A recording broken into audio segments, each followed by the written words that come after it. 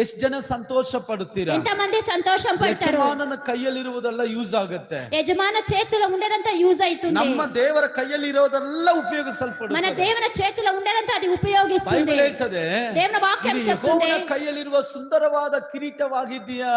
నువ్వు యెహోవా చేతిలో ఉన్నట్లయినే సుందరమైన కిరీటమైనవు. ಯಜಮಾನನು ಉಪಯೋಗಿಸಲ್ ಯಾವುದನ್ನು ಬಿಡುವುದಿಲ್ಲ. అతడు ఉపయోగించేది ఒక్కటి విడిసేలేదు. ಆತನ ಕೈಯಲ್ಲಿರೋದು ಉಪಯೋಗಿಸ್ತಾನೆ ಇರ್ತಾನೆ. అతని చేతిలో ఉండేది ఉపయోగిస్తాడు. ಆತನು ಯೂಸ್ ಮಾಡುವ ದೇವರು, అతడు యూస్ చేసే దేవుడు, ಆತನು ಬಿಡುವ ದೇವರಲ್ಲ. అతడు ఇచ్చే దేవుడు కాదు. ಆತನು ಮಾಡಿದ ಒಂದು ಉದ್ದೇಶ ಇದೆ. అతడు ఉంటూ చేసినదకి ఉద్దేశం ఉంది. ಆ ಉದ್ದೇಶ ಪ್ರಕಾರ ನಮ್ಮ ನಡೆಸ್ತಾ ఆ ಇರ್ತಾನೆ. ఉద్దేశ ప్రకారంగా మమ్మల్ని నడిపిస్తారు. ಸೋತು ಹೋಗಬಾರದು, సోలిపోకూడదు. ಕಷ್ಟಗಳು ಬಂದು ಹಿಂದೆ ಹೋಗಬಾರದು, కష్టాలు వచ్చేటప్పుడు వెనక్కి పోకూడదు, ಹಿಂದೆ ಹೋಗಬಾರದು. అవమానాలు వచ్చేటప్పుడు వెనక్కి పోకూడదు. ಎಲ್ಲರಿಗಾಗಿದೆ. ఇవి అన్నీ అయింది. ಬೈಬಲ್ ಹೇಳ್ತದೆ, దేవుని వాక్యం చెప్తుంది, ಪ್ರವಾದಿಗಳನ್ನು ಬಿಟ್ಟಿಲ್ಲ, ప్రవాదులను విడవలేదు, ಅರಸರನ್ನು ಬಿಟ್ಟಿಲ್ಲ, అరసలను విడవలేదు.